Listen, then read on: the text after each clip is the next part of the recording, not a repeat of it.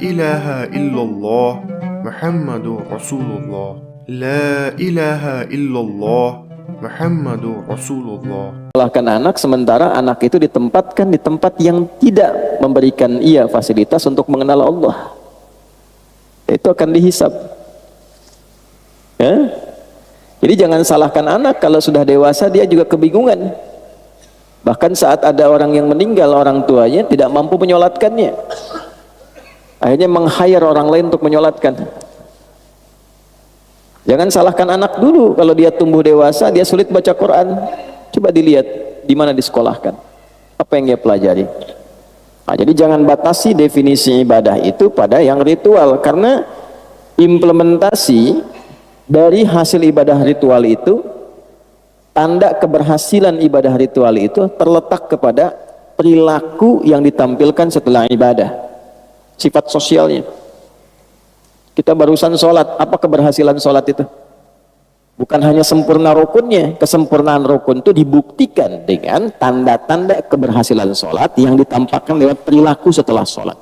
Inna sholata tanha 'anil fahsya wal munkar. Jadi berlatih ikhlas itu di semua aspek kehidupan, supaya kita merasakan feel dalam hati kita tersambung dengan Allah. Kalau sudah terkoneksi itu enak sekali. Ya, ada musibah yang diingat pertama Allah. Tidak mungkin saya mengalami ini kalau Allah tidak tetapkan. Pasti ada hikmahnya.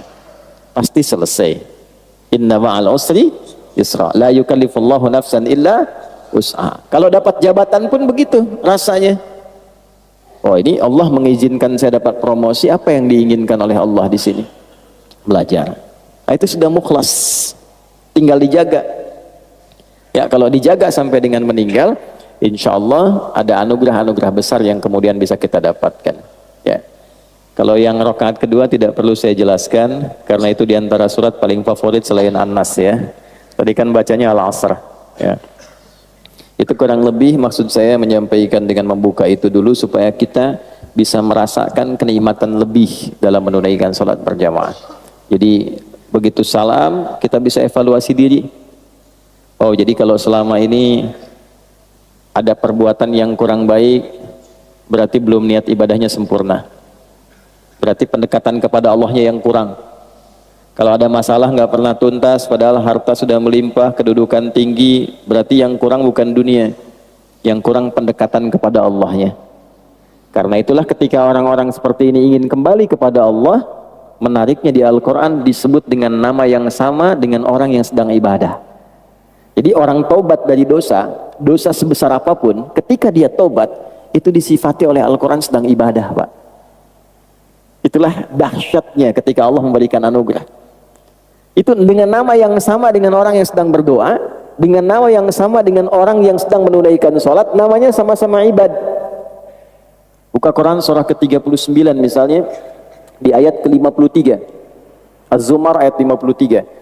Qul ya ibadiyalladzina asrafu ala anfusihim la taqnatu min rahmatillah innallaha yaghfirudz dzunuba jami'a.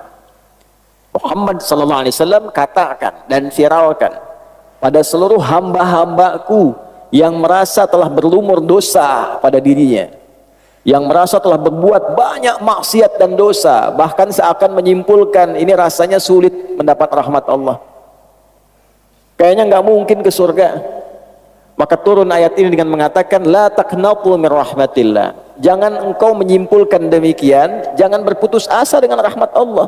Innallaha, tegaskan pada hatimu, pada dirimu yang paling dalam, jangan pernah ragu. Sungguh aku tegaskan, Allah itu, kata Allah, yaghfirudz dzunuba jami'a, akan selalu membuka peluang untuk mengampuni seluruh dosa-dosa yang pernah engkau kerjakan, agar engkau menjadi lebih baik, asal engkau mau koreksi diri dan menjadi pribadi yang lebih baik di masa depan. Itu disamakan teman-teman sekalian, Bapak Ibu, namanya disamakan dengan orang yang sedang menunaikan amal soleh.